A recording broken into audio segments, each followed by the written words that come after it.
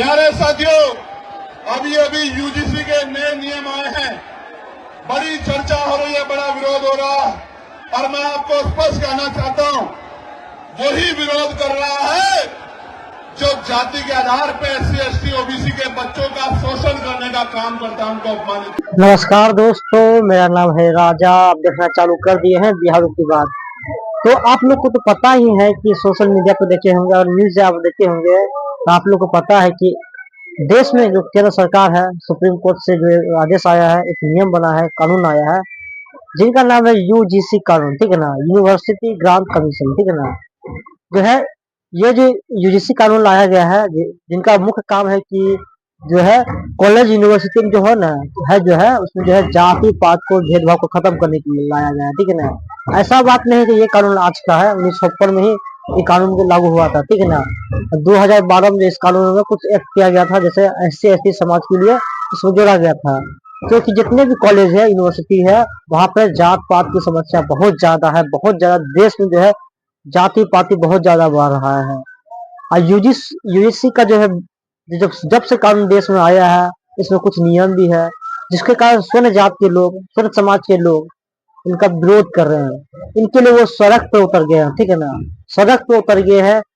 जो लोग हिंदुत्व की बात कर रहे थे, आज वही लोग जो है हिंदुत्व का विरोध कर रहे हैं, हिंदू का ही विरोध कर रहा है। मतलब कहने का मतलब ये है कि इसीलिए विरोध कर रहा है कि आज तमाम स्वर्ण जात के लोग देश के प्रधानमंत्री का विरोध कर रहे हैं, ठीक है ना। आज इसलिए विरोध कर रहे हैं क्योंकि आज उनके खिलाफ बिल, जैसे उन लोग का कहना है कि ये जो बिल हमारे खिलाफ है, ठीक है ना, जिसको भगवान माने थे, ठीक है ना, आज उन्हीं को गरिया रहे हैं, ठीक है ना। बात तमाम की बात है, लेकिन यूजीसी का लोग समर्थन जो है प्रदेश के तमाम नेता किया, ठीक है ना, प्रदेश के लोग किया, ठीक है ना। चाहे एससी एसटी समाज के लोग, या ओबीसी समाज के लोग, या फिर स्वर्ण जात के भी बहुत सारे लोग, ठीक है ना, मुस्लिम भी इसका समर्थन ही कर रहे हैं, ठीक है ना। क्योंकि ये जो है जाति पात को खत्म करने के लिए ही बिल है। लेकिन इन बिल के आने से कुछ लोगों को जो है मतलब कि मिर्च लगा हुआ है, ठीक है ना। मिर्च लगा इसलिए क्योंकि इनको पता है कि ये बिल जब लागू हो जाएगा तो हमारा जो मनमानी जो चल रहा था कॉलेज में, यूनिवर्सिटी में, बच्चों के साथ अत्याचार करना, उत्पीड़न करना, चाहे एससी एसटी समाज पे हमेशा करते आ रहे थे, ठीक है ना। ऐसा नहीं कि आज से बहुत दिन से करते आ रहा था, ठीक है ना। इस पे जो कार्रवाई नहीं हो रहा था, देखा कि ये मामला बहुत ज्यादा बढ़ते जा रहा है, ठीक है ना।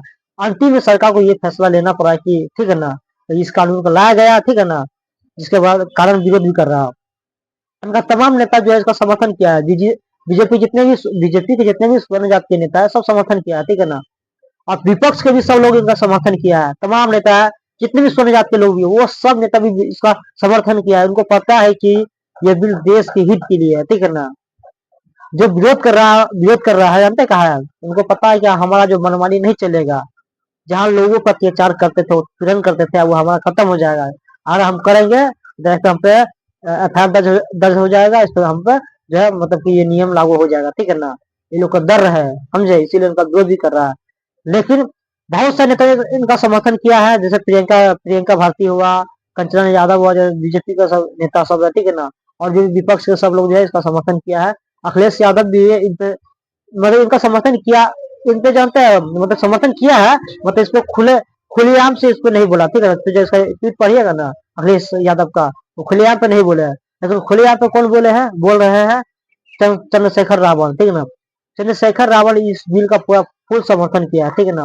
वो बोल दिया सरकार को, वो तमाम लोग जो इनका विरोध कर रहे हैं उनको भी बोल दिया। वे वही लोग है जो आज हिंदुत्व की बात कर रहे थे, ठीक है ना। वही लोग है जो एससी एसटी समाज के विरोध कर रहे थे, एससी एसटी समाज के लोगों पर अत्याचार कर रहे थे, उत्पीड़न कर रहे थे, आज वही लोग विरोध कर रहे हैं। तो चंद्रशेखर रावल जानते क्या बोले हैं, बोले कि भैया अगर देश की सरकार 10% 15% लोगों के लिए अगर ये कानून वापस ले लिया तो हम लोग सड़क पर उतरेंगे। 80% देश में आबादी है एससी एसटी ओबीसी समाज के लोगों का, तो वो लोग 80%, 20%, 30% रोड पे उतर गया तो खैर नहीं सरकार का, ठीक है ना। ये सरकार को बोल दिया कि ये कानून वापस नहीं होना चाहिए। चंद्रशेखर रावल जो इनका जब समर्थन किया है, तो इसका बारे में आप जान लीजिए क्या कुछ बोले हुआ, फिर उनके बाद इस वीडियो को शेयर सुन लीजिए, समझ लीजिए, उसके बाद आपको अच्छा लगेगा। आपको भी ऐसा लगता है कि ये जो कानून है आपके देश के हित के लिए है, जात पात खत्म करने के लिए है, तो इस वीडियो को शेयर लाइक कमेंट भी कीजिएगा, ठीक है ना। चलिए तो क्या कुछ बोला है चंद्रशेखर रावण, उनका बात एक बार आप सुन लीजिए, ठीक है आप। प्यारे साथियों, अभी अभी यूजीसी के नए नियम आए हैं, बड़ी चर्चा हो रही है, बड़ा विरोध हो रहा है, और मैं आपको स्पष्ट कहना चाहता हूं, वही विरोध कर रहा है जो जाति के आधार पर एससी एसटी ओबीसी के बच्चों का शोषण करने का काम करता है, उनको अपमानित करने का काम करता है। इससे किसी को दिक्कत नहीं है, सिवाय द्रोणाचार्य के जो एकलव्य का अंगूठा काटना चाहता है, उसके अलावा यूजीसी के नए नियमों से किसी को दिक्कत नहीं है।